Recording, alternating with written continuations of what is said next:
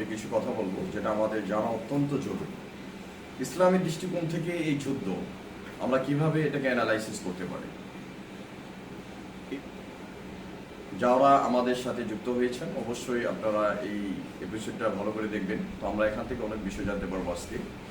তো বিশেষ করে আজ আমরা আলোচনা করতে চাই আমরা আমেরিকা, ইসরায়েল এবং ইরানের এই যুদ্ধে আমরা মুসলমানদের জন্য করণীয় কি, মুসলমানরা কাদেরকে সাপোর্ট দিবে, ইসলামের দৃষ্টিকোণ থেকে আমরা কাদেরকে সাপোর্ট করব।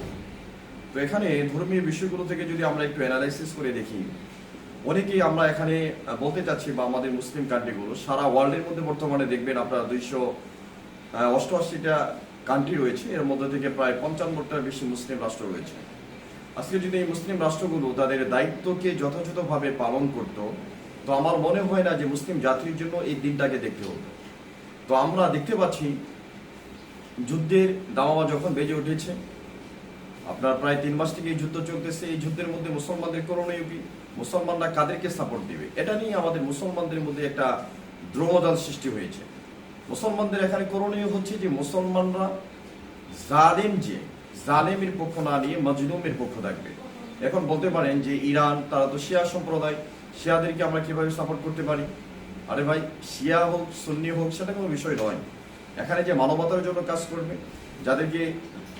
সুতরাং আমেরিকা এবং বর্বর ইসরায়েল তারা ইরানের ওপর যে যুদ্ধ চাপিয়ে দিয়েছেন এবং সারা বিশ্বব্যাপী তাদেরকে দমন করার যে চেষ্টা করেছে, এই প্রেক্ষাপটে মুসলমানদের জন্য করণীয় হচ্ছে ইরানের পাশে দাঁড়ানো। শুধু মুসলমানদের জন্য নয়, বরংস ওআইসি ভুক্ত যে দেশগুলো রয়েছে তাদের জন্য জরুরি হচ্ছে মুসলমানদেরকে সাপোর্ট দেওয়া। কিন্তু আজকে দুঃখের সাথে বলতে হচ্ছে মুসলিম কান্ট্রিগুলো বিভক্ত, অথচ আল্লাহ তাআলা কোরআনের মধ্যে বলেছেন ওয়াতাসিমু বিহাবলিল্লাহি জামিআন ওয়া লা তাফাররাকু বাইনাহুমা, যে তোমরা আল্লাহর রশ্মিকে দৃঢ়ভাবে ধারণ করো এবং পরস্পরে তোমরা বিচ্ছিন্ন হয়ো না। আল্লাহ আরো বলেছেন ওয়াইদু লাহুম মাস্তাতাতুম কুওয়া ওয়া মির রিবাতিল খায়র, তোমরা শত্রুদের বিপক্ষে তোমাদের শক্তি সমর্থ অর্জন করো এবং তাদেরকে যেন পরাজিত করতে পারবে সেই ব্যবস্থা যেন তোমরা নাও। কিন্তু মুসলিম কান্ট্রিগুলো, আমাদের কোনো শক্তি নেই।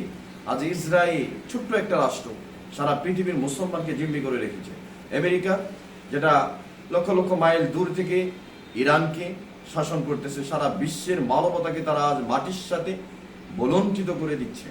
কিন্তু বিশ্ব মুসলিম কথা বলার মতো কোনো তাদের শক্তি সমর্থ কোনো কিছু নেই। এই জন্য মুসলমানদের জন্য করণীয় হচ্ছে মুসলমানদের দোয়ার পাশাপাশি দাওয়ারও কোনো বিকল্প নেই। এই জন্য মুসলমানরা সবসময় মাজলুমের পক্ষে থাকবে। যদি আজ আমরা মাজলুমের পক্ষে না থাকি, আগামীকাল সেই জুলুম, সেই অত্যাচার, সেই নিপীড়ন আমাদের উপর আসতে পারে।